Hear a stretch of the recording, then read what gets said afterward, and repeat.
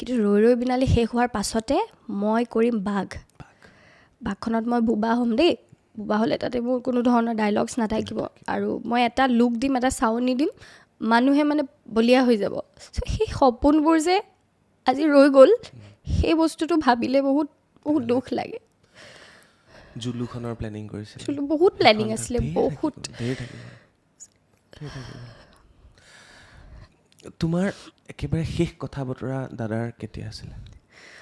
মই দাদাক in person পাইছিলোঁ ভাইমণ্ডাৰ প্ৰিমিয়াৰত। আৰু সেইটোতো হৈ গ'ল, বহুত মাহ হৈ গ'ল।